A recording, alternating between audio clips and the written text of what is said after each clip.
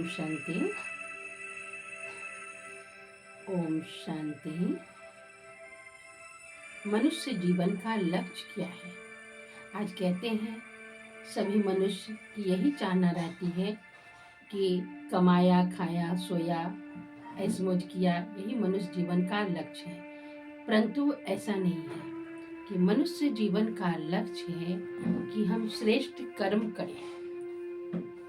श्रेष्ठ कर्म का बीज बोना ही मनुष्य जीवन का लक्ष्य है। कि मनुष्य आज कहते भी हैं सभी कि बड़ी दुर्लभ से मनुष्य तन पायो। जब बड़ी दुर्लभ से मनुष्य तन पाए तो मनुष्य का लक्ष्य यही होना चाहिए कि हमारा कर्म अति श्रेष्ठ होना चाहिए।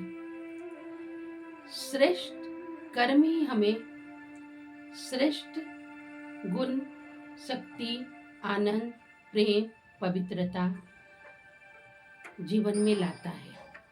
तभी हमारा जीवन खुशियों से भरपूर बनता है। तभी हमारे जीवन में खुशियां अपार आएगी, शांति मिलेगी।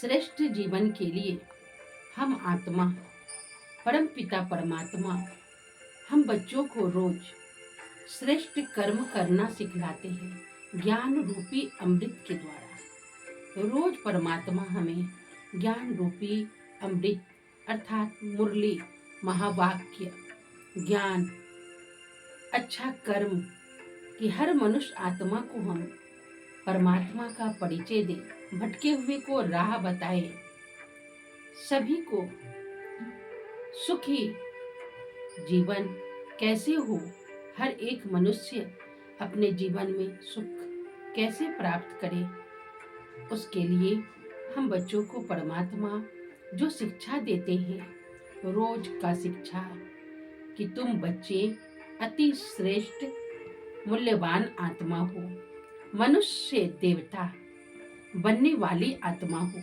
नर से नारायण, नारी से लक्ष्मी बनने वाले हो। ये परम पिता परमात्मा हम बच्चों को मनुष्य से देवता बनने की पढ़ाई रोज पढ़ाते हैं कि मनुष्य से देवता, नर से नारायण, नारी से लक्ष्मी कैसे बनेंगे। श्रेष्ठ कर्म के द्वारा।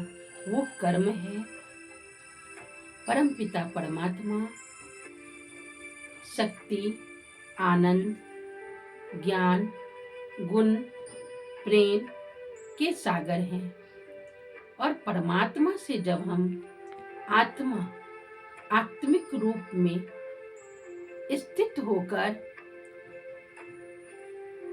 शांति, आनंद, प्रेम, शक्ति, सब गुणों का भंडार शिव बाबा से स्वयं में गुण जब ग्रहण करेंगे तभी हम मनुष्य आत्मा श्रेष्ठ बनेंगे।